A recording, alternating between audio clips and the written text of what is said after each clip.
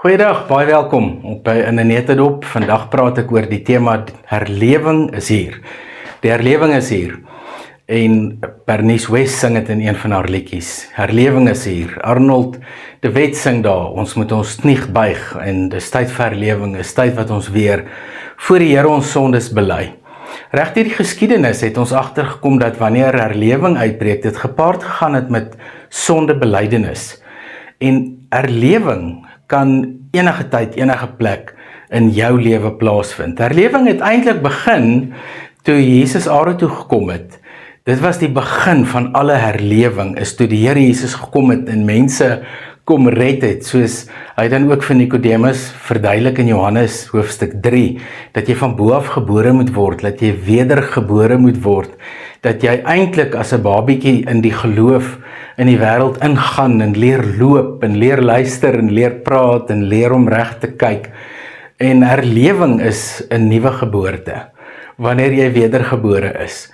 En as jy 'n wedergebore kind van die Here is, dan is jy in die koninkryk van God, en in die koninkryk van God is daar koninkryksreëls en beginsels wat geld, wat vir ons 'n totaal nuwe lewe gee.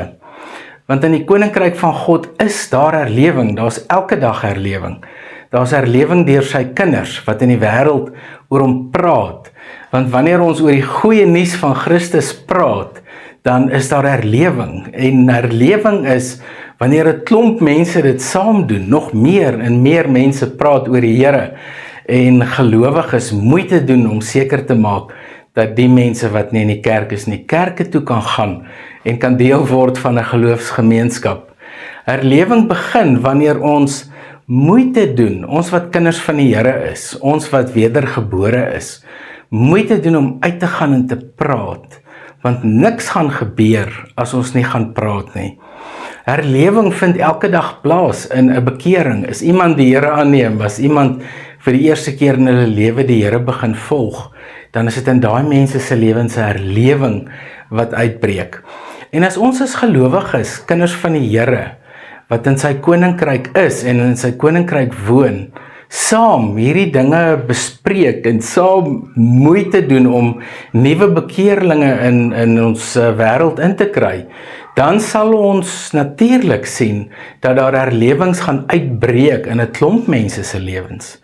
My een vriend, groot vriend, Benny Mostert, skryf 'n klomp boekies oor herlewing. As jy die moeite wil doen, kry van sy boekies en lees hoe belangrik dit is en wat die beginsels was tydens die herlewings. Ek onthou in een van sy boeke skryf hy oor hierdie spesifieke plek waar mense brandarm was, waar die vrouens en die kinders blare geëet het en groot armoede en ellende was. Maar daar het herlewing uitgebreek, want die mense het begin om hulle sondes teenoor die Here te bely. En dis een van die aspekte wat ons as gelowiges so maklik vergeet, en dit is, ons moet ons sondes bely elke dag teenoor die Here, want ons het hier in ons, het ons 'n komponent wat ons sondige natuur noem. Die sondige natuur, sê Paulus in Galasiërs 5, is in stryd met dit wat die Gees wil, en dit wat die Gees wil is in stryd met ons sondige natuur. En ons het hierdie sondige natuur, hierdie ellendige kant van ons wat net vir ons in die verkeerde dinge wil intrek. Maar dan het ons ook 'n reborn, 'n wedergebore kant.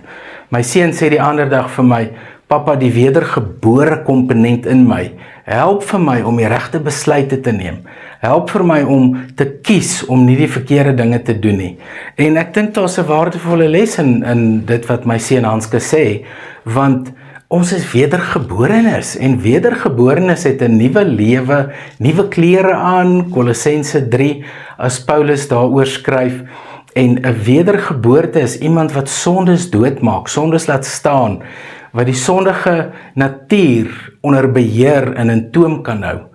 En dit is so, dat ons almal maar 'n voet van klei het, en dat ons regtig foute maak. Maar die feit dat ons wedergebore is, help vir ons dan om op te staan, want die Here is altyd daar om vir ons te help. Herlewing is wanneer jy vir jouself kan sê, ek kan nie stil bly nie, ek kan nie ophou praat oor God nie. Dink aan Petrus en Johannes in Handelinge 4, wat in die moeilikheid was, omdat hulle getuig het. En dan sê Petrus en Johannes vir die mense, julle moet nou maar self oordeel, of ons moet stil bly met julle so sê, of omdat ons nie kan stil bly oor die evangelie nie. Julle moet maar self oordeel, watter een van hierdie twee is 'n probleem, maar ons kan nie stil bly nie. Ons gaan praat oor Christus, en dan gaan hulle verder in Handelinge 4, en hulle bid, en hulle sê, Here, kyk hoe vervolg hierdie mense ons, maar met die hand, strek die hand uit, en wonders en tekens wat plaasvind, sodat ons met vrymoedigheid die woord kan verkondig, en herlewing is wanneer ons met vrymoedigheid praat oor Christus in die wêreld. Nie betrokke is in konflikgevegte op Facebook en sosiale media oor hoe verskriklik die sonnige wêreld lyk nie, want daarmee jaag ons ongelowige mense weg. Dit lyk partykeer of die Christene regtig selfkop verloor, soos hulle te kere gaan op sosiale media. In steede daarvan is ons die ambassadeurs van Christus, 2 Korintiërs 5, waar ons leer, ons is ambassadeurs van Christus. Ons verteenwoordig Christus. Daarom is daar herlewing oralster waar jy gaan, want jy is die ambassadeur. En omdat jy die ambassadeur is daar herlewing in jou. Loop jy met herlewing? Leef jy herlewing? Leef jy die nuwe lewe in Christus wat in jou eie lewe is? En jy kan jouself nie help nie. Jy kan nie stil bly oor wie die Here is nie. Want is wanneer ons praat, wanneer ons hierdie vrymoedigheid neem, wanneer die Gees vir ons vrymoedigheid gee, dat daar iets in ander mense se lewens gebeur, iets wat ons nie noodwendig kan verduidelik of altyd verstaan nie, maar ons noem dit die ingrype van God in ander mense se lewens. En dan kan ons agterkom dit wat ons leer, die gelykenis van die saaier. Saai die saad, saai net die saad, want die saad sal ontkiem, en dit sal groei, maar as jy nie die saad saai nie, is daar nie herlewing nie. Herlewing is om hierdie saad te saai en te praat oor Christus, oor die goeie nuus. En die wêreld wil die goeie nuus so mooi hoor. Dink aan die afgelope Olimpiese spele, die opening en almal wat daaroor kritiek en opmerkings gemaak het op sosiale media, maar aan die ander kant van die atlete se reaksies, toe hulle net gewoon op die nuus en op die televisie gesê het, maar die Here het vir my talent gegee, ek gee aan hom die eer. Die een meisie wat haar nommer omgedraai het en gesê John 3:16, wat vir haar gaan oor Christus. Kan jy nou die twee teenoor mekaar vergelyk? Dan kan jy mos nou sien dat die atlete se getuienis herlewing bring. Maar dat om jou besig te hou met konspirasie en allerlei snaakse goed die heeltyd nie gaan werk nie. Daarom dat Paulus vir Timoteus skryf, oefen liewers jou toewyding aan God. Moenie betrokke raak by allerlei debatte nie. Ons getuienis kan soos hierdie atlete wees. En herlewing kan plaasvind wanneer ons self individueel besef dat herlewing by my begin. Herlewing begin by myself wanneer ek my eie sonde en ongeregtigheid teenoor die Here bely en myself voor hom verootmoedig, myself verneder, voor hom kniel, my knie buig en erken dat hy die Here is en dat hy heers in sy koninkryk. En herlewing kan begin wanneer ek as individu besef, maar ek het 'n groep mense saam met my wat in die koninkryk van God leef en ons kan saam ingaan in die wêreld in hierdie wonderlike getuienis van Christus indra as 'n groep, as die liggaam van Christus universeel reg oor die wêreld.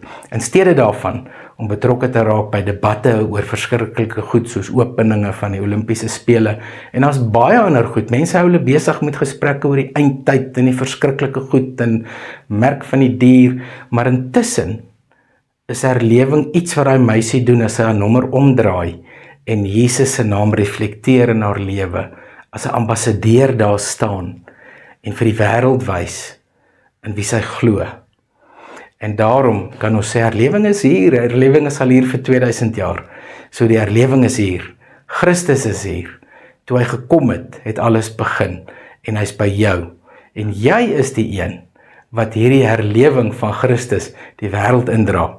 Ek hoop hierdie het vir jou gehelp so in 'n neutedop om die beginsel van herlewing in kort te kan verstaan. Die Here seën vir jou ryklik en vat die herlewing wat Christus vir jou gegee die wêreld in.